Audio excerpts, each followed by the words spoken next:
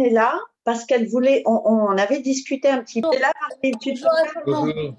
On va juste, avant de commencer, dédier, Madame Cohen elle nous a demandé le cours Leilou Nishmat, Madeleine Esther Bat Rosette Zari. C'est ça, maman.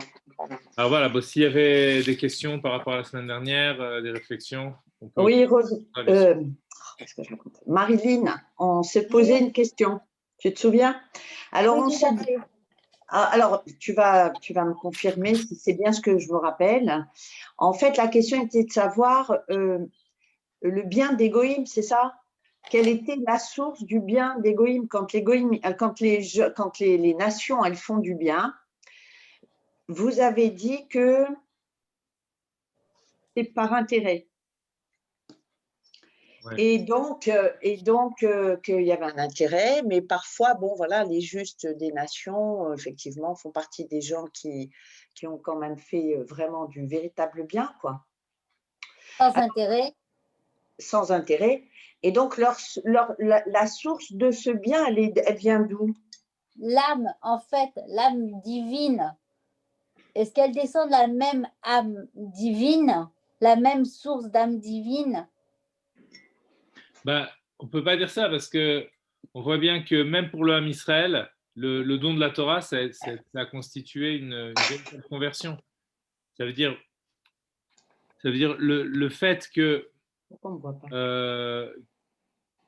l'être juif devienne un être qui s'enracine dans la véritable existence telle qu'elle est avant même la création du monde et telle qu'elle perdure après la création, c'est-à-dire ce qu'on appelle l'essence de Dieu, être âme de ça, c'est-à-dire ça a été tout un cheminement pour arriver à cela.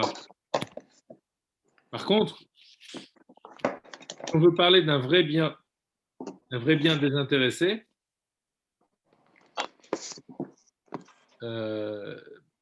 nécessairement, ça veut dire que ça puise, que ce bien-là puise dans une certaine mesure dans entre guillemets, dans l'esprit juif. Vous connaissez? Non.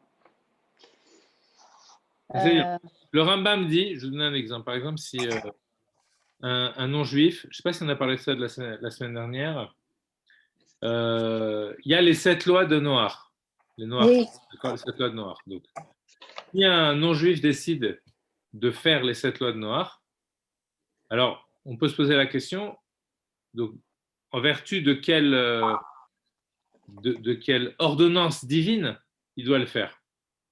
Est-ce que c'est l'ordonnance à Noach ou est-ce que c'est l'ordonnance à Moïse? En vertu de quoi? Qu'est-ce qui l'astreint? Quand il dit, voilà, moi, je décide de devenir un homme meilleur, je vais prendre sur moi d'accomplir les 7 lois que Dieu a ordonnées à Noach. Quand il fait ça, en fait, il manque quelque chose. C'est pour ça que le Rambam précise qu'il doit accepter de faire ces lois parce qu'elles ont été données à Moshe Rabbeinu sur le Har Sinaï,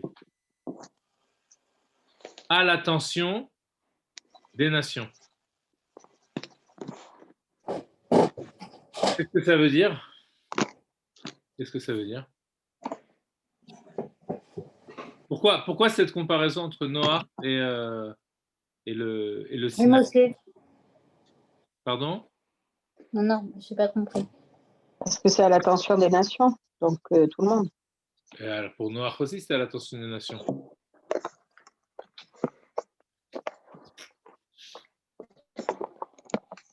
C'est-à-dire, si on prend conscience que le Har Sinaï, c'est un moment où s'opère un changement radical au cœur de l'humanité par le biais du Ham Israël, alors à ce moment-là, on comprend que l'action, qui est une action bonne, elle doit être affiliée au Har Sinaï. Qu'est-ce que ça veut dire une action bonne? est-ce que c'est une action, par exemple, humaniste? Alors évidemment, quelqu'un qui est humain, il est forcément bon, il est humain, il fait du bien à l'humanité, il aime, c'est tout le courant de l'humanisme. Mais à chaque fois, ce bien-là, ce ne sera jamais un bien absolu, parce que ce sera un bien qui sera né d'une relativité, donc d'une relation toute relative entre les humains. Alors que le bien absolu, c'est un bien qui se réfère au bien du Créateur. Et ce bien-là, il se révèle dans toute sa splendeur au moment de Matan Torah, si vous voulez. Au moment de Matan Torah, c'est plus que ce bien qui se révèle, c'est l'essence de Dieu même qui se révèle. Donc ça veut dire que faire le bien dans le sens où on est capable de dépasser les préjugés humanistes, si vous voulez, les préjugés simplement la donne de l'intérêt humain. Donc, ouvrir sur un bien qui procède d'avant la création, ça ne peut se produire que lorsqu'on est affilié au Har Sinaï. C'est pour ça que le non-juif qui veut accomplir les Sheva Mitzvot de Noach, les 7 lois de Noach, il doit prendre sur lui de les faire parce que Dieu les a donnés au Har Sinaï pour les nations. Le fait qu'il les ait donnés au Har Sinaï, ça indique la possibilité d'un dépassement aussi pour les nations. Excusez-moi, Monsieur Bellamont, Oui. si je comprends, juste pour bien, si la personne, si on appelle ce qu'on appelle les justes aujourd'hui, s'ils ne pratiquaient pas les 7 lois de Noach. Oui, après, vous savez, il y a les justes tels qu'on les entend, voilà, les justes des nations. Ceux qui ont sauvé des millions de juifs, notamment, au risque de leur vie, aujourd'hui. Non, mais attendez, ceux qui ont sauvé des millions de juifs, d'accord, ceux qui ont Schindler, etc., vous voyez, tous ceux qui ont sauvé des juifs, voilà, voilà, il y en a plein. L'État d'Israël les récompense en les appelant justes. Bon. Ils l'ont fait sans penser à ça, on est bien d'accord. À ce moment-là, ils n'ont pas fait. Mais... Ils n'ont pas fait en disant on va me récompenser pour ça. Ils le faisaient au péril de leur vie. Non, mais attendez. Non, ils ne le faisaient pas par rapport à une récompense. Enfin, voilà, on ne les connaît pas. Enfin, ceux qu'on connaît, on s'imagine qu'ils ont pris des très grands risques. Donc, à partir du moment où ils ont fait ces actions, en ressentant qu'ils étaient en train de sauver les membres de ce peuple qui est lié avec le Har Sinaï. C'est-à-dire, comment ils peuvent voir ça? Parce qu'ils voient que ce peuple-là, même si c'est inconscient, c'est-à-dire qu'ils sentent que ce peuple, il a une particularité qui veut être aboli, exterminé. Alors, en sauvant le juif, il s'affilie au Har Sinaï automatiquement. Parce qu'il ne sauve pas un être humain. Pourquoi il sauve ce juif-là? Parce que cette personne, elle a été condamnée en raison de sa judéité. Et qu'est-ce qui gêne dans la judéité? Précisément le fait que le juif n'est pas de cet ordre-là du monde. L'antisémite, il a toujours quelque chose, il sent toujours quelque chose de juste dans le juif. Et c'est précisément ça qui le gêne. Il dit que j'avais lu quelque part que Hitler, quand il était en Autriche, vous savez, quand il avait commencé à dessiner, etc., puis finalement, ses dessins n'ont pas donné. Il voulait être artiste peintre au départ. Bon. Et puis ensuite, il marchait dans Vienne et il voyait les juifs, les religieux avec leurs péotes et tout ça. Bon, il y avait des quartiers qui étaient très, très religieux quoi, à Vienne. Bon, et il voyait ces juifs-là et il s'est dit, il a eu une pensée qui lui est venue à l'esprit. Il a dit, mais ils ne sont pas comme nous. Oui. Donc il a senti qu'ils ne sont pas comme nous. Ceux ils ne sont pas comme nous, ça se traduit comment? Qu'est-ce qu'il a senti en vérité? Il a senti que le juif, il n'appartenait pas à l'ordre du monde. Autant lui, il s'inscrivait dans un ordre du monde dans le sens où poussé à son paroxysme, cet ordre-là, implique la victoire du plus violent pour installer ensuite un ordre, etc. Enfin, l'ordre d'après, il sera exactement identique que celui d'avant en réalité, parce qu'il n'y a pas de rupture. Et tout à coup, il voit des gens qui ne fonctionnent pas de la même façon. Donc, en les voyant, il sent que leur être profond n'est pas le même que le leur. Donc, il se dit, il y a quelque chose qui ne va pas. Maintenant, le non-juif qui va sauver le juif, alors il aurait pu sauver n'importe quel peuple aussi. Mais disons que quand il sauve le juif, c'est comme s'il disait, ben, j'accepte cette différence. Voilà. Ils sont différents, parce que Hitler a vu qu'ils étaient différents. Donc je le sauve en vertu du fait qu'il est juif. Alors à ce moment-là, oui, par son contact avec le juif, c'est comme si son potentiel de judéité s'était manifesté là aussi. Comme s'il sentait une affinité, non pas simplement par rapport à la douleur, par rapport à la souffrance, non pas simplement par rapport au fait, comme certains paysans qui touchaient de l'argent parce qu'ils sauvaient des juifs, etc. Mais simplement, voilà, c'est quoi ça? Comment on peut en vouloir à un peuple comme ça et pas à un peuple, à ce peuple-là? Voilà, parce qu'ils sont différents de nous. Alors on leur en veut parce qu'ils sont différents de nous. Donc, moi, je le sauve. Moi, je le sauve justement en vertu de cette différence. Donc, ça veut dire que le fait qu'ils le reconnaissent, c'est déjà, par le biais du juif, se rattacher au Har Sinaï. D'accord. C'est pour ça que là, ça s'appelle un vrai bien. Il a fait Messirut Nefesh pour celui qui fait Messirut Nefesh pour Dieu. Voilà, donc du coup, Messirut Nefesh, ça veut dire qu'il a fait donation de soi pour celui qui fait donation de soi pour la vérité, pour ce qui est avant l'existence. Donc ça veut dire que sa donation de soi, c'est pas une donation de son, enfin, c'est une donation de son existence. Il y a des gens qui donnent leur existence pour la liberté. On l'a vu dans la Révolution française, etc. Il y a des gens pour la liberté, des gens sont capables de mourir. Mais là, c'est pas pour la liberté. Là, c'est pour ce qui est en âme, ou plutôt, ça serait pour la liberté avec un grand L, si vous voulez, pour tout ce qui est libre de toute forme d'existence. Voilà, c'est pour le Tselem Elohim, pour ce qui est à l'image de Dieu, c'est-à-dire la non-image, parce que Dieu n'a pas d'image.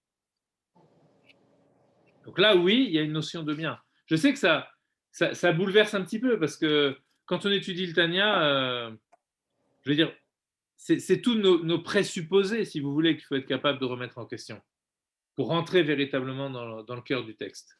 Et dans les présupposés, on a grandi, nous, dans la pensée humaniste, etc. C'est aussi ces présupposés qu'il faut être capable de remettre en question. Quand on a étudié la semaine dernière toute cette théorie de la Klippa, d'accord, dans le Admorazaken, dans le Zohar, dans la Kabbalah, on a compris quoi? Qu'en réalité, on est toujours l'âme de quelque chose. On va le revoir maintenant dans le deuxième chapitre avec l'âme divine. On est l'âme d'un certain degré d'existence. Et l'âme, ça signifie, et là c'est une définition très particulière de l'âme, l'âme, ça signifie une singularisation. Ça veut dire il y a le général et le particulier c'est la singularisation. Ça veut dire l'âme, c'est la singularisation, la mise sous la forme de l'individuation, si on peut dire, d'une généralité. C'est pas ça. L'âme, c'est pas, comme on pourrait penser, il y a le corps, il y a l'âme du corps. Il y a l'âme du corps qui est au-dessus du corps qui fait vivre le corps. Là, on a une vision ascendante de l'âme. Mais la vision qu'on nous donne dans la Chassidoute, c'est une autre définition. C'est pour vous dire que tous les présupposés, on repense le monde. On repense le monde à partir de rien. C'est beaucoup plus difficile que de faire de la science, en réalité. Pour repartir, être capable de déceler nos propres préjugés sur le monde. C'est pas du bien comme ça. D'où vient ce bien humaniste? Même ce bien humaniste, je peux dire d'où il vient. D'où il vient? Chez les animaux, ça n'existe pas. C'était la thèse d'Hitler. Chez les animaux, c'est le plus fort. Il y a de l'empathie chez certains animaux, etc.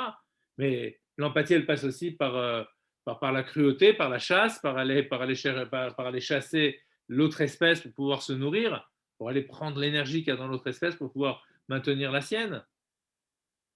Et tout à coup, dans l'humanité, il y a une autre vision. Il y a une autre vision. Ben, si on arrêtait de faire des guerres, pourquoi? Il y a toujours eu des guerres. C'est-à-dire qu'il faut bien, quand on relit la Bible, simplement le Tanakh, hein, quand on relit le Torah, Nevi'im, Ktuvim, on voit que malgré les guerres dans la Torah, ce qui est visé à la fin, c'est une paix. Voilà. Et ça, c'est propre, c'est vraiment propre à Israël. D'arriver à une stabilité, d'arriver à une paix. On arrête de vouloir dire je vais encore conquérir là-bas et encore gagner tel marché, encore, encore. Ça, c'est l'âme humaine qui veut simplement s'étendre et s'étendre et s'étendre. Mais on voit bien que tout ce qui se passe aujourd'hui dans l'économie, les marchés, etc., on voit bien que c'est au détriment de ce sentiment humain. Au contraire, il est même utilisé dans les publicités pour masquer l'intérêt démoniaque et absorbant des égos. On va faire croire que voilà, on fait un tel historique, etc. Enfin, c'est tout du vent, quoi. On sait très bien. Et pour réussir à sentir qu'il y a une véritable sortie du système, justement, de ce système des égos qui ne sont là que dans leurs intérêts, ben, il faut qu'il y ait quelque chose d'autre. Et cette chose qui est radicalement autre, si vous voulez, c'est ça l'esprit du judaïsme. Bon, voilà, je ne sais pas si ça vous répond. Réfléchissez encore un petit peu. Il n'y a pas de... Enfin, si c'est ça qui vous gêne, mais fondamentalement, il n'y a pas de racisme au sens de haine de l'autre. Vous comprenez? C'est très important de comprendre ça. C'est différentes attitudes qui proviennent de différentes origines ontologiques, de différentes origines au niveau de l'être. Voilà. Et de toute façon, il n'y a pas deux individus qui sont les mêmes. Donc, il n'y a pas deux peuples qui sont les mêmes, il n'y a pas deux états d'esprit qui sont les mêmes. Voilà. Je n'ai pas très bien compris en fait ce qui vous gêne dans le fond. C'est quoi l'enjeu qui vous gêne? En fait, avec Raya, on s'était demandé si, en fin de compte, le peuple juif descend donc de l'âme divine, notre âme divine descend de l'âme divine, ok?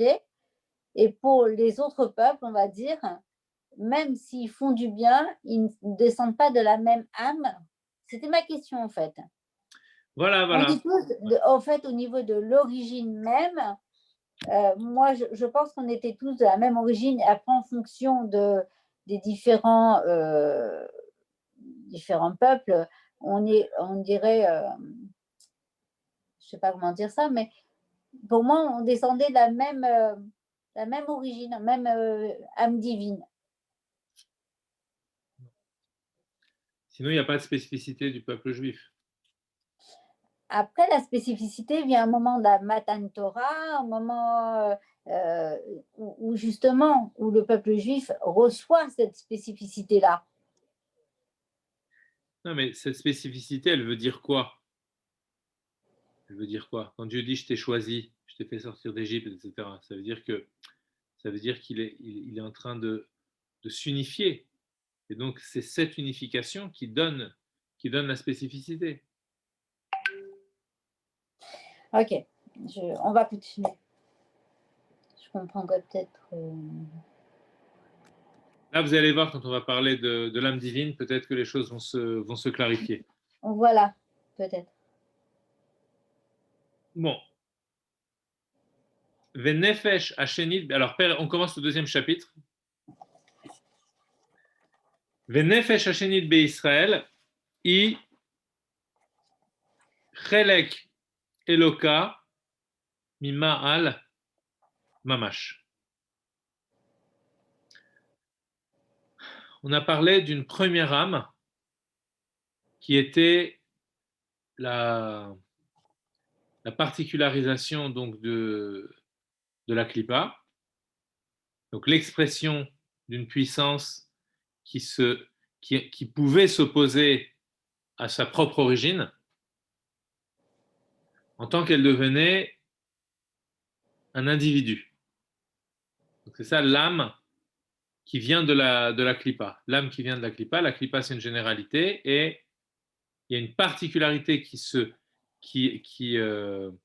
s'extrait de cette généralité et qui devient la particularité de tel individu. Alors ça, c'est la première âme. Mais l'homme est plus complexe. Il a dit au premier chapitre, il y a deux âmes. Cette deuxième âme, elle expliquera une deuxième tendance chez l'homme. Une tendance qui est radicalement opposée à la première. Une tendance d'aller vers une source qui n'est pas liée à l'existence en tant que telle. Une source qui cherche l'origine absolue de l'existence. Quelque chose qui me fait tendre vers ça.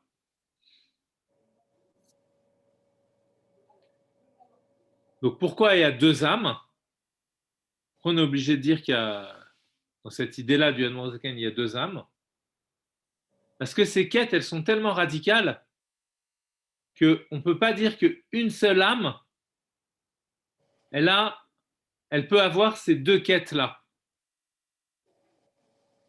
C'est-à-dire que si j'ai qu'une âme animale, alors à ce moment-là, cette âme animale, dans sa modalité d'existence, dans la façon dont elle est au monde, elle est fondamentalement tournée vers le monde. Et elle cherchera son origine dans le monde. Or, je me rends compte qu'il y a quelque chose en moi qui cherche une origine absolue hors du monde. Donc d'où ça vient? D'où ça vient? Ça vient de la première âme. Donc les Mekoubalim nous disent on ne peut pas dire qu'il y a une seule âme. On n'expliquerait pas cette bipolarité de la quête de l'âme. Donc il y a deux âmes. Alors cette deuxième âme, elle est aussi une singularisation, aussi une particularisation. Elle est aussi extraite de quelque chose pour devenir une particularité, qui sera la particularité de mon âme, ou de l'âme d'un individu. Donc de quoi l'âme est-elle la particularité? Chelek Eloka Mima'al Mamash. Elle est parcelle, morceau, traduire un peu grossièrement, un morceau divin d'en haut. Donc ça vient d'un pasouk, mais le Noazaken rajoute le mot mamash qui signifie véritablement, ça veut dire que il y a ici une consistance divine. Évidemment, le divin, tout ça, c'est comment dirais-je, c'est imagé quand on parle. Hein, vous comprenez bien que c'est au second degré, parce qu'il faut toujours avoir présent à l'esprit que quand on dit que Dieu, il est en dehors du monde, il est au-delà du monde, même s'il est dans le monde, ça veut dire que l'essence de Dieu n'est pas définissable, elle n'a pas de forme, elle n'a pas de matière, donc elle n'a pas de consistance au sens où nous, on entend la consistance d'un objet, d'accord? Ou d'un être. On dit qu'un être est consistant. Alors, Dieu, il n'a pas de consistance, mais en même temps, c'est la consistance absolue. Comme dit le Rambam, à propos de Dieu, justement, il dit que toutes les créatures, tous les existants proviennent de la véritable existence, donc qui est l'existence de Dieu. C'est-à-dire que c'est l'existence absolue qui peut donner existence aux existants. On a beaucoup parlé de ça, mais il faut vraiment garder ça. On ne peut pas revenir sur ça à chaque fois, mais c'est dommage d'ailleurs qu'on ne puisse pas y revenir à chaque fois parce que c'est vraiment l'essentiel. C'est ce qui est, voilà, et l'âme juive, si vous voulez, elle est extraite de cette existence-là qui n'est pas définissable. Voilà, de cette existence qui est la véritable existence. Donc les autres âmes, des nations, même l'âme animale, elles sont issues d'une généralité qui appartient déjà à un certain ordre d'existence, même si c'est une existence spirituelle. Mais voilà que l'âme divine, elle est un morceau de quelque chose qui n'est pas de l'ordre du monde. Alors, les termes aussi, le terme chelek, une part, c'est aussi des termes qui sont empruntés au langage de l'existence. Donc, ce sont des termes, on pourrait dire, qui ne sont pas adaptés, mais on n'a que ce vocabulaire. Donc, on est obligé de parler avec le vocabulaire qui sert à exprimer le monde. Et c'est grâce à ce vocabulaire qu'on peut se faire une idée des choses, alors même qu'on parle de choses qui sont auxquelles le langage n'a pas d'accès directement. On est obligé d'emprunter le langage, un langage métaphorique pour pouvoir mieux percevoir de quoi il s'agit. Donc, elle est une part du divin, véritablement, c'est ça, elle consiste en cela. Kmo shekatuv, vayipach be'apav nishmat chaim, ve'ata nefarta bi. Kmo shekatuv bezohar, man de nafar, mitoche nafar. Perush mitoch yuto, ou mipnim yuto. שתוך י' ופנימיות החיות שבאדם מוציא בנפיחתו בכוח. Alors, on a un verset qui atteste de cette image que la Noirzakan a donnée, Chelek Eloka, c'est-à-dire à savoir que l'âme divine est une part de l'essence. Je fais une petite parenthèse, mais le Baal Shem Tov a dit, dans un de ses enseignements, c'était de dire que, en ce qui concerne l'essence, quand on parle de l'essence de Dieu, c'est-à-dire, on a dit qu'il y a beaucoup de critères ou de non-critères, si on peut dire, par rapport à l'essence. Par exemple, en ce qui concerne Dieu lui-même, qui n'a pas de forme, qui n'a pas de matière. Donc, c'est lui qui donne la forme, c'est lui qui donne la matière. Il est au-delà de l'espace, au-delà du temps. Donc, ça veut dire qu'il n'est pas préhensible par les critères de préhension, soit physique que l'on peut avoir à l'égard des objets, on attrape un objet dans les mains, ni par les critères de préhension conceptuelle liés à l'intellect, puisque ces critères-là sont toujours, ces formes de préhension sont toujours liées avec des choses qui s'inscrivent dans l'ordre de l'existence. Donc, l'intellect est une existence, donc il peut accéder à quelque chose qui est aussi de l'ordre de l'existence. Mais là, on a affaire à quelque chose qui est complètement hors de l'existence. Le Baal Shem Tov dit il y a autre chose par rapport à l'essence. Elle ne peut pas être saisie, d'accord ? Elle ne peut pas être séparée, elle ne peut pas s'étendre. Et lorsqu'on en saisit une partie, on en saisit la totalité. Mais en réalité, ça défie l'entendement. Parce que saisir une partie de l'essence, d'abord, qu'est-ce que ça veut dire une partie de l'essence ? Ok ? Et saisir une partie, qu'est-ce que ça signifie ? Et après, est-ce que ça veut dire que la partie, elle est équivalente à l'essence ? Il y a beaucoup de questions par rapport à ça. Mais le miracle du départ, si vous voulez, c'est de dire que l'essence, l'existence absolue qui est en amont de toute existence, a décidé, alors en décidant, elle a créé aussi la notion de décision. Vous voyez, à chaque fois, on peut remonter très très loin. Mais en tout cas, à un moment, il y a une décision que ce qu'elle est,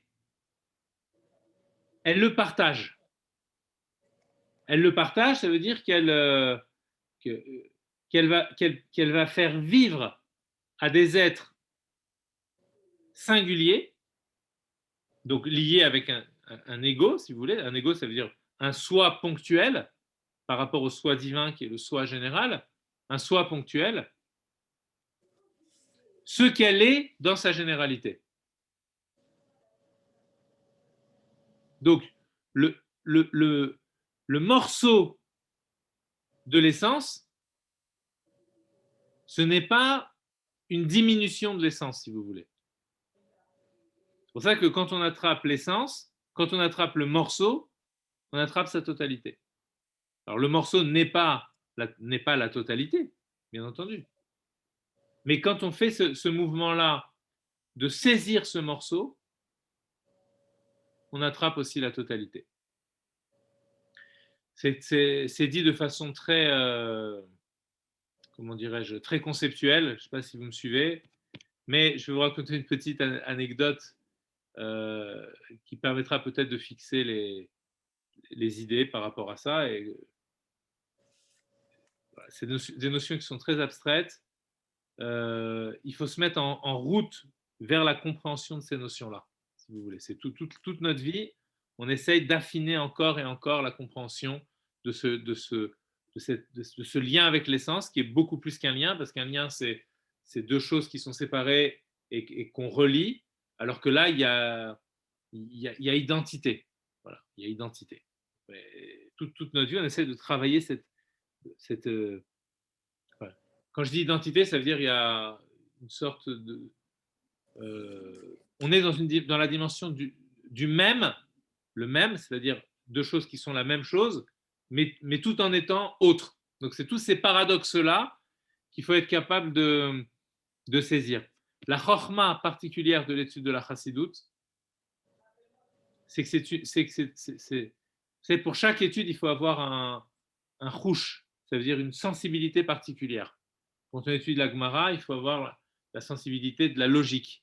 D'accord ? Quand on étudie la Kabbalah, il faut avoir la sensibilité de l'établissement d'analogies, de faire des analogies, des parallèles. Et ça, c'est un enseignement de Rav Ginsburg d'ailleurs. Et il dit que le chouch de la chassidoute, c'est de sentir le nosé afachim, de sentir ce qui transcende les contraires. Ce qui peut réunir les contraires, là où les contraires ne sont plus des contraires. Donc le tout et la partie, etc. À l'origine, ce ne sont pas des contraires. Dans l'essence de Dieu, ce ne sont pas des contraires. Bon. Alors, une petite anecdote pour redescendre un petit peu. Le Baal Shem Tov avait des talmidim et son talmid le plus important, celui qui a vraiment été son continuateur, c'est le Maggid de Mezerich. Le Maggid de Mezerich même a fait beaucoup de talmidim. D'ailleurs, la plupart des grands courants chassidiques proviennent plus du Maggid de Mezerich que du Baal Shem Tov. Ils proviennent aussi du Baal Shem Tov, mais il y a très peu de courants qui sont en ligne directe avec le Baal Shem Tov. En général, on a le Baal Shem Tov, le Maggid, et ensuite, on a énormément de courants chassidiques qui sont affiliés au Maggid de Mezerich. Un des plus grands talmidim du Maggid de Mezerich, c'était Rabbi Elimelech de Lizensk, qui a fondé tout un courant de la chassidoute, et qui va être la chassidoute de Pachisra, etc. Donc, c'est des chassidim de Pologne. On peut encore aujourd'hui aller sur son kever à Lizensk. Son yortzeit, d'ailleurs, c'est un peu avant Purim. Et tous les ans, il y a des milliers de chassidim qui vont à Lizensk pour prier sur son kever le jour de son yortzeit. Rabbi Elimelech de Lizensk, c'est un très grand tzaddik, et il n'a pas eu la chance de voir le Baal Shem Tov. Et toute sa vie, il a demandé à Dieu de lui montrer en rêve le visage du Baal Shem Tov. Il voulait voir le Baal Shem Tov. il a vu le Maguide de Mezerich, il aurait peut-être pu voir le Baal Shem Tov, parce qu'il avait l'âge pour pouvoir le voir, il était contemporain, mais il n'avait jamais été le voir, ou peut-être il n'a pas entendu parler de lui. En tout cas, c'est devenu un talmid, un chassid du Maguide de Mezerich. Et à force de prière, un jour, il a été exaucé et il a vu en rêve le Baal Shem Tov. Alors, c'était un rêve qu'il a raconté, qui était absolument magnifique. Il y a deux versions, mais les deux, elles ont leur signification. Alors, dans la première version, il voit le Baal Shem Tov comme quelqu'un d'immense, un immense Baal Shem Tov. Et de lui jaillissent comme un feu d'artifice de 600 000 Baal Shem Tov miniatures. Voilà. 600 000 petits Baal Shem Tov qui jaillissent de lui. Donc ça, c'est la première version. Dans la deuxième version, il marche dans les montagnes des Carpates, et il voit en haut d'une montagne, il voit le Baal Shem Tov. Le Baal Shem Tov se jette de la montagne et il descend.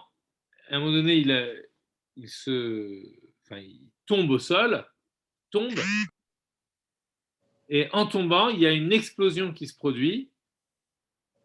Et là aussi, il y a 600 000 étincelles qui jaillissent de lui. Et il s'approche du lieu de l'explosion, puis il retrouve une étincelle, il la ramasse. C'est un rêve, hein. Et il observe l'étincelle, il voit dans l'étincelle 600 000 âmes dans l'étincelle. Ouais. L'idée, c'est, dans ces rêves-là, Hachem a voulu lui montrer, nous on a l'histoire, si vous voulez. Ensuite, ce qu'Hachem a voulu lui montrer, c'est-à-dire la leçon, c'est à nous, quand on entend quelque chose comme ça, c'est à nous d'essayer d'en tirer les leçons. On a un homme qui est le Baal Shem Tov, et en lui, il y a tous les hommes. Et ensuite, on a 600 000 étincelles, et à l'intérieur de chacune de ces étincelles, il y a encore 600 000 étincelles. Ça veut dire que dans cette vision, la notion d'âme, si vous voulez, on voit qu'elle n'est pas limitée à simplement l'individu. Tout à l'heure, on a dit quoi au départ? On a dit, c'est quoi une âme? C'est la singularisation. Singularisation, ça veut dire un être singulier. Quand on parle de singularité, on veut dire simplement l'idée que c'est simple, hein, c'est des mots peut-être un peu parfois abstraits, mais en vérité, les idées, elles sont très simples. C'est le fait que moi, je suis moi-même et que lui, il est lui-même. C'est ça la singularisation. Après, ça peut signifier j'ai ma particularité, j'ai mon type de caractère, etc. Mais je veux dire, à la base, c'est un être singulier, c'est ma pratiout, c'est moi, c'est mon prat, c'est le fait que je suis telle personne. Telle personne, en hébreu, on va dire, pour dire une personne particulière, on va dire un prati, un homme un prat. Mais prat, c'est quoi? C'est la particularité, c'est le particulier, et l'inverse du particulier, c'est quoi? C'est la généralité. Donc, il faut bien penser ce mouvement-là de la généralité vers la particularité. D'ailleurs, quand on dit particularité, dans particularité, on entend aussi partie. Donc, la particularité, la particule, ça veut dire c'est l'élément de l'ensemble. La partie. D'accord? Donc, c'est quoi une âme? C'est l'essence de Dieu qui se donne sous forme de partie au pluriel. Donc, de partie, donc de particulier, d'être spécifique. D'où l'idée de la singularité, que moi, je suis moi et je ne suis pas l'autre. Simplement, en regardant ce que je suis, si je regarde au fond de ce que je suis, alors quoi? Essence divine. Et ça veut dire quoi, essence divine? C'est-à-dire que quand tu regardes ce que tu es, le propre de ton être, ce n'est pas c'est précisément de ne pas être un être particulier. Mais c'est ça ta particularité. Je ne sais pas si vous comprenez le paradoxe. Le propre de l'être juif, c'est de ne pas être une singularité. C'est ça le sens des mots du Baal Shem Tov quand on attrape une essence, quand on attrape une partie de l'essence, on attrape la totalité. Ça veut dire quoi? Ça veut dire que si une personne est ce qu'elle est dans le peuple juif, être ce qu'elle est, ça veut dire être automatiquement plongé dans autre chose que ce qu'il est lui-même. Et c'est ça le propre de lui-même. C'est ça Chelek Eloka Mima'al Mamash. Une partie divine. C'est-à-dire quoi une partie divine? Pour les nations, c'est pas comme ça. Ça veut dire pour les nations, toi tu es ce que tu es toi, en propre. Pourquoi? Parce que tu proviens d'une forme d'existence qui est déjà ton origine est, comment dirais-je, tu es la particularisation de quelque chose qui existe déjà. Donc du coup, tu es vraiment dans les clipotes, c'est ça. La clipa, l'écorce, elle existe déjà. Donc qu'est-ce que tu es toi? Tu es un morceau de cette clipa. Donc tu es vraiment ton existence à toi-même. C'est pour ça que le propre de l'âme animale, c'est de sentir qu'elle existe. C'est ça son propre. Pourquoi? Parce qu'elle provient de l'existence. Donc elle est une véritable singularisation. C'est-à-dire, tu deviens un être singulier, tu es toi. Voilà. Maintenant, l'âme divine, c'est quoi? C'est une singularisation d'un ordre complètement nouveau. C'est une singularisation complètement différente. Tu es le propre de ne pas être. Ton propre à toi, c'est le ne pas être. C'est ça que tu es. Ton être, c'est quoi? Alors, il existe ton être, parce que tu es là, il existe. Mais c'est quoi le propre de ne pas être? C'est quoi le propre de ton être? C'est de ne pas être. C'est quoi la consistance de ton être? C'est un ne pas être. C'est ça l'âme juive. Wow. Et d'ailleurs, c'est pour ça que il y a une différence énorme entre les plaisirs de l'âme divine et les plaisirs de l'âme animale. Le plaisir de l'âme animale, alors dans la Chassidut, on dit toujours, les plaisirs de l'âme animale, c'est les plaisirs matériels. D'accord? Mais ça veut dire quoi les plaisirs matériels? Les plaisirs matériels, ça signifie des plaisirs qui renvoient à la matière de mon être. C'est quoi la matière de mon être? Puisque c'est spirituel, il n'y a pas de matière dans l'âme animale, c'est spirituel. Matière au sens de quelque chose qui se pense et qui se considère, enfin, et qui est un être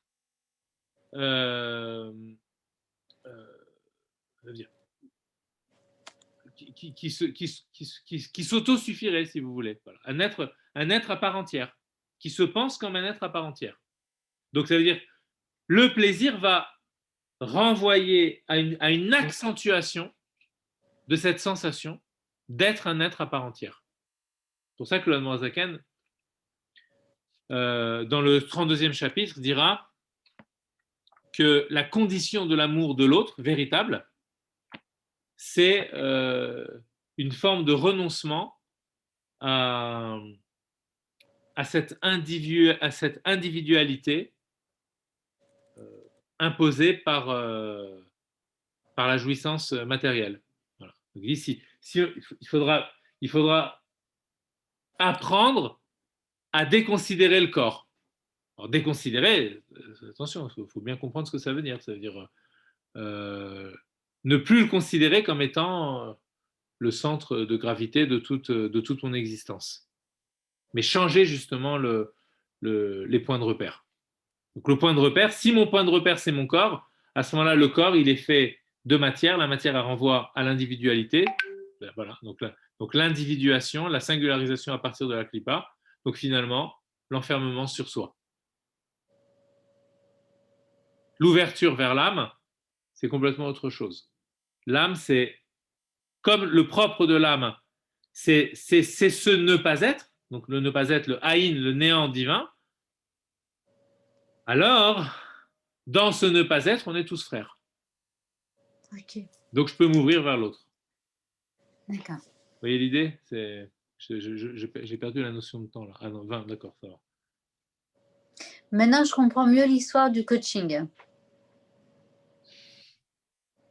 Ah, ça me fait un plaisir Non, je comprends. divin. Ça ne veut pas dire que je Vous dans ce acceptez, sens. d'accord. On Non, a le mais temps, on n'est pas pressé. j'ai compris la différenciation en fait, hein, puisque le coaching, c'est l'apprendre sur soi et à améliorer son soi-même et Voilà. à se centrer sur soi-même. Et ce qu'on apprend avec le Tanya, si je comprends les choses, c'est que le soi-même en lui-même n'existe pas si on est rattaché à l'âme divine qui est en elle-même quelque chose pas le néant, mais quelque chose qui, ouais, c'est ça, c'est quelque chose à part, quoi. Donc, c'est deux philosophies opposées. Complètement différente. Complètement différente. Oui, Ce qui ne veut c'est pas dire qu'on ne opposé. pourrait pas faire un Non, coaching mais pas à opposé. partir de la chassidoute. Non, Évidemment. non, Il y a des gens qui s'y aventurent. D'ailleurs, je crois en Israël, il y a des... Je ne sais pas si ça existe véritablement un coaching qui soit entièrement fondé sur la chassidoute. Mais je veux dire, c'est important même sur le plan de la psychologie, si vous voulez. Parce que si on comprend ça, on comprend que les mécanismes psychologiques ne sont pas les mêmes. Ne sont pas les mêmes. C'est pour ça que souvent les gens vont dire on a été voir un psychologue non juif. Oui, mais il ne m'a pas compris. Même un juif non religieux, il va sentir qu'il n'est pas compris parce qu'il y a quelque chose qui saisit pas. Vous comprenez? Même Freud, par exemple. Même Freud, qui était juif, à la fin de sa vie, je vous avais raconté, je crois, il y a quelques semaines, et je me rappelle, parce que je ne me rappelle pas si je vous l'ai dit ou pas, mais j'avais retrouvé une lettre de Freud, mais il y a longtemps de ça, je ne sais plus où elle est maintenant, où il disait, vers la fin de sa vie, c'est-à-dire, je crois que c'était en 38 ou en 36 qu'il disait, qu'il écrivait cette lettre. Il avait perdu un de ses amis qui faisait partie de son cercle proche. Il écrit à la femme de cet ami, je crois, je ne me rappelle plus exactement les détails. Mais le contenu de la lettre, il est frappant. Elle fait quelques lignes, cette lettre. Et dans le contenu, il dit, il y avait chez lui, comme chez moi, en tout cas, c'est un petit passage de la lettre, il y avait chez lui, comme chez moi, de mémoire, hein, c'est à peu près, les mots, c'était à peu près ça, traduit en français, un je ne sais quoi, euh, un je ne sais quoi miraculeux, dans la bouche de Freud qui se disait athée, c'est quand même étonnant, un je ne sais quoi miraculeux, fondamentalement juif, qui a, alors il me semble qu'il dit jusqu'à présent, toujours échappé à l'analyse. C'est-à-dire quand on comprend que le système de Freud, c'est pour aller chercher l'inconscient, ben en fait, il dit à la fin de sa vie que toute sa vie, il n'a fait que tourner autour du pot. Il n'est pas rentré dans le pot, si vous voulez. Il y a un je ne sais quoi au fond de tout ça. Au fond de tout ça, de lui qui est juif. Un je ne sais quoi. Un je ne sais quoi, c'est quoi? C'est un ani loyodea. Un ani loyodea. Et le je ne sais quoi, c'est forcément lié avec ce haïn, ce haïn Eloki, ce néant divin. Mais il sent qu'il y a quelque chose de miraculeux au fond de lui qui a toujours échappé à l'analyse. C'est là, c'est présent, c'est au cœur de tout ça. Donc il a fait il a fondé toute une théorie de l'analyse, etc., pour aller chercher quoi? Quelque chose qui est à la périphérie de ce je ne sais quoi. Et la chassidoute, ben, elle propose de dire, ben, on va rentrer à l'intérieur de ce je ne sais quoi. Et c'est là qu'on va trouver l'énergie. C'est là véritablement. Parce que c'est là qu'elle est. Vous comprenez, c'est pas un jeu. C'est-à-dire, enfin, moi, ce qui m'inquiète dans tous ces systèmes de coaching, etc., c'est la dimension, j'allais dire, du jeu. C'est-à-dire quand j'ai du jeu, J-E-U, X, d'accord, le jeu. De l'ego de soi. Oui, on joue. C'est-à-dire, jouer, c'est quoi? C'est quoi le jeu? C'est le jeu, par définition, ben, on joue, on plaisante, on joue. C'est-à-dire qu'on est dans la représentation, dans le semblant, si vous voulez. On n'est pas dans le vrai. Non, non. Alors, je suis pas tout à fait d'accord. C'est pas qu'on est dans le semblant. C'est qu'on prend conscience de son être même, le coaching. Et après, on va rechercher ce qu'on veut faire concrètement par rapport à ça. Mais même ce coaching peut donner cette envie d'aller apprendre le Tanya et comprendre que son être en soi peut être finalement pas si important que ça, parce qu'il est, il existe, il est relié à quelque chose qui est le néant divin. Vous voyez ce que je veux dire? Non, non, Mais tant qu'on n'a pas Pourquoi on dit le néant divin? travaillé. Est-ce qu'on dit on dit le Pourquoi néant on dit divin le néant on dit le néant divin simplement par opposition au fait que tout le reste, c'est du yesh, c'est du il y a. Donc voilà, après Dieu, c'est ni le il y a, ni le néant. C'est juste, comme on a dit au début, c'est-à-dire on emploie un certain vocabulaire pour essayer d'appréhender les choses. On parle du néant divin, mais si on remonte encore plus haut que le néant divin, on parle aussi du yesh amiti, du il y a véritable.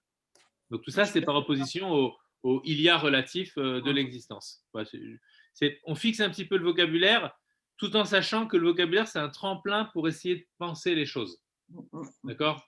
Il ne faut pas trop se radicaliser, voilà, être trop bloqué dans le vocabulaire, si vous voulez. Parce que sinon, si on prend le mot Il ne néant, faut pas se focaliser.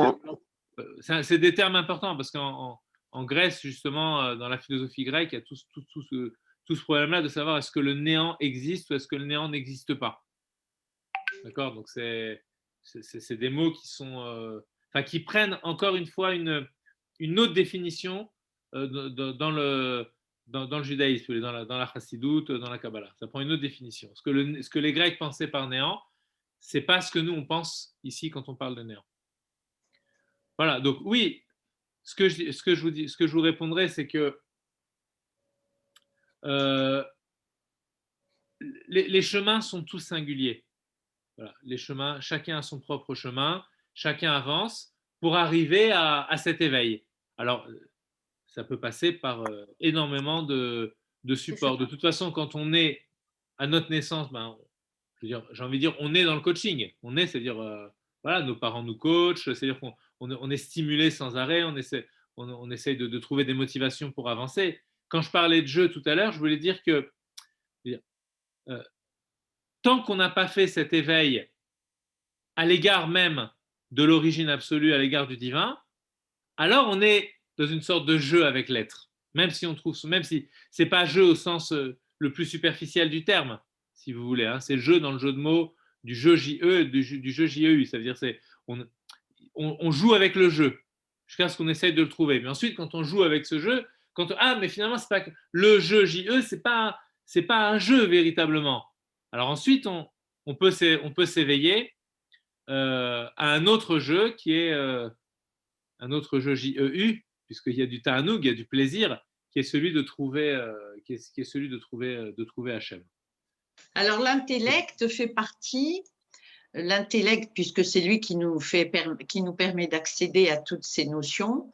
Donc l'intellect fait partie de ces sphirotes, en fait, de toutes. Il fait partie de tout ce qu'on a besoin pour pouvoir retrouver le divin. Et alors l'intellect, l'âme divine, il ne fait pas partie de l'âme animale, alors l'intellect. Dans l'âme animale, il y a aussi l'intellect, puisque c'est une âme, donc ça veut dire qu'elle va être dotée de tout l'arsenal duquel doit être dotée une âme. Classique d'une âme. de tout ce qu'elle doit avoir. Donc elle va avoir de l'intellect, elle va avoir des sentiments, etc. Mais essentiellement, l'âme animale, ce qui constitue essentiellement son identité, c'est les sentiments et les émotions et les pulsions. Donc c'est ce qui va vraiment constituer sa nature propre.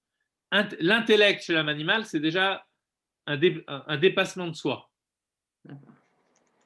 D'accord? Évidemment, ça ne va pas. Bon, alors ensuite, on va le décrire, on en parlera après, dans la suite du Tanya.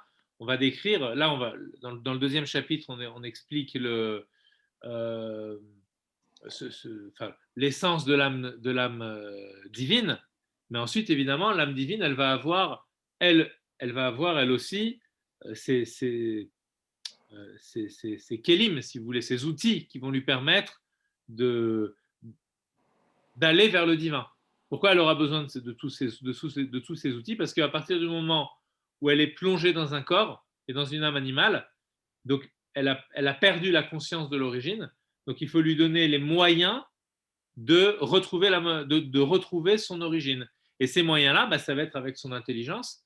Elle va être obligée de réfléchir à ce qui se passe, mais ce sera une intelligence particulière qui, alors, qui a un pied, contrairement à l'intelligence de l'âme animale, qui elle, est de plein pied, des deux pieds, elle est dans le monde. L'intelligence de l'âme divine, elle a un pied dans le monde et un pied en dehors du monde. Et ce sera ça sa particularité. Et dans le fond de son intellect, elle est consciente elle est consciente de Dieu, si vous voulez. Et nous, on va révéler cet intellect de l'âme divine. Tout ce qu'on fait quand on étudie le Tanya, les différentes prises de conscience, voilà, comme je vois par exemple tout à l'heure, quand vous dites mais je comprends, vous voyez, mais ce mouvement-là de pensée de mais je comprends, c'est l'âme divine qui commence à rayonner, si vous voulez, qui commence à éclater, au sens de l'éclat d'une lumière. Donc c'est ça le propre même de la chorma de l'âme divine, c'est d'accord, c'est ça, c'est d'accord, je comprends. Voilà, c'est comme si ce qu'il y a en dehors d'eux commence à briller en moi, commence à jaillir, Et c'est l'éclat de la chorma. Donc on en a tous, voilà, là vous en avez vu un maintenant, je comprends ce que ça signifie maintenant qu'on a dit l'autre fois, etc. Donc c'est l'âme divine qui commence t'as compris maintenant là, d'où tout vient. Voilà. Il y a un flash.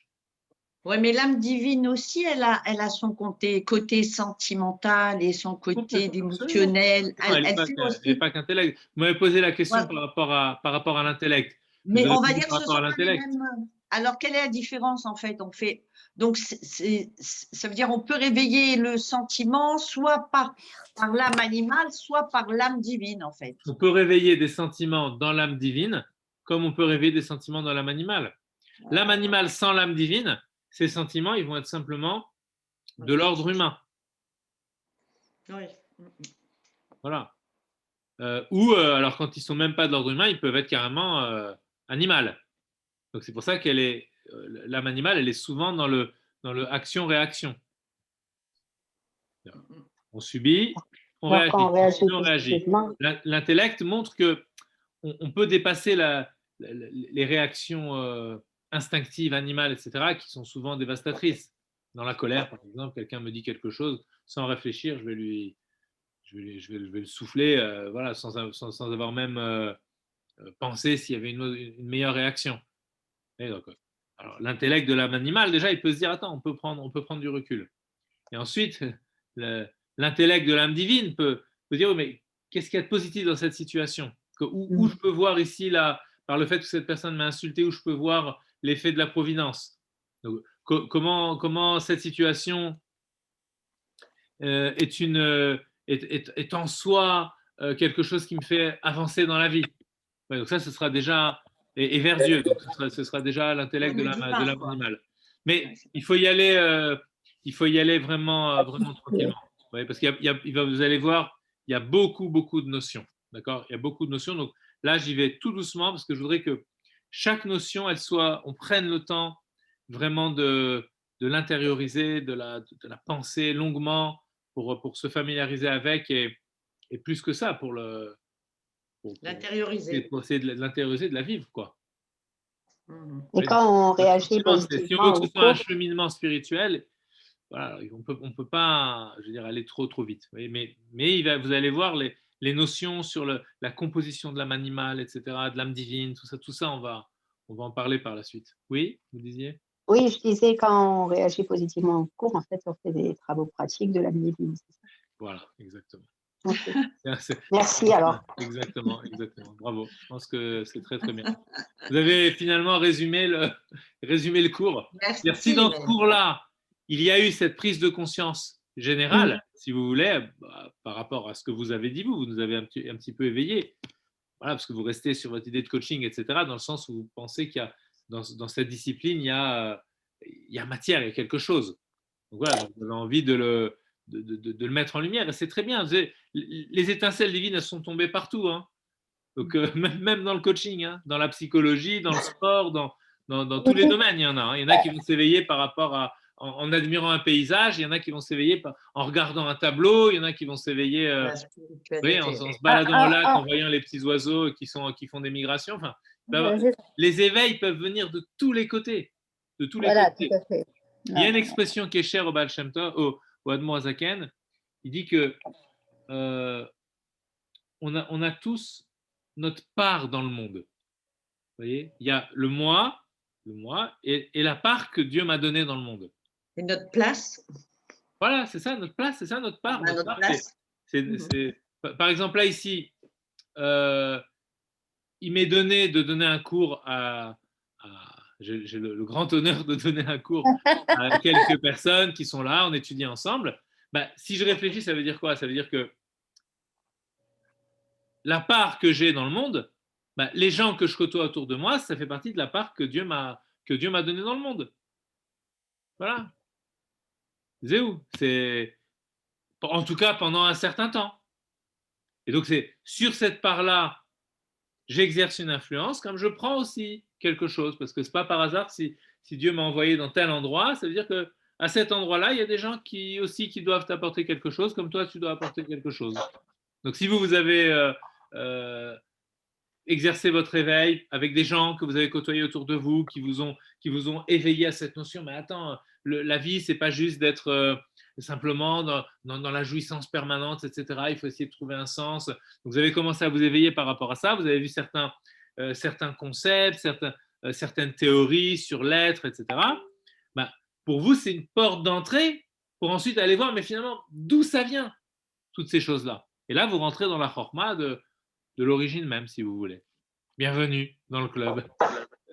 C'est pas si simple que ça, hein, faut pas croire, hein, parce que c'est pas. Les gens pensent que quand on dit qu'il y a un Dieu, hop, par un coup de baguette magique, on a résolu tous les problèmes. C'est là que tout commence. C'est là que tout commence. À partir de là, il faut tout reconstruire, parce que c'est de la création. Alors la moindre chose, le moindre fait que je suis capable de penser ceci et capable de penser que je suis capable de penser, même ça, c'est de la création. Tout est création. Donc voilà, c'est là qu'on construit véritablement ce monde, parce qu'on démarre de ce néant, on démarre de rien et on construit comme Dieu a fait. Vous voyez, avec cette force divine de construction.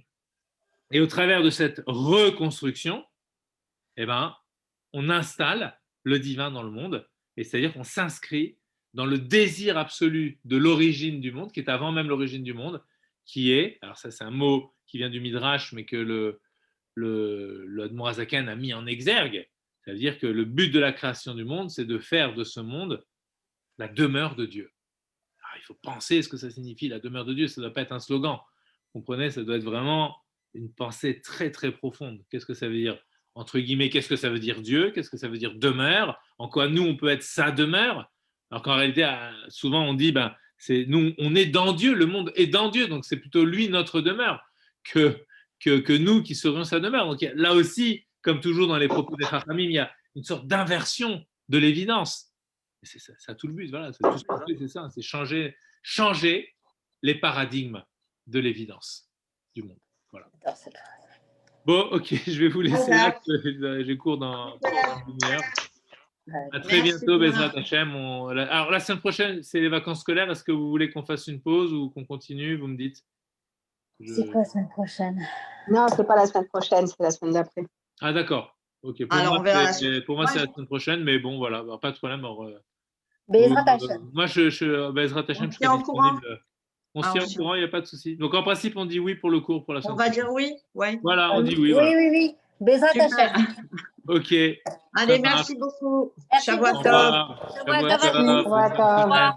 Au revoir.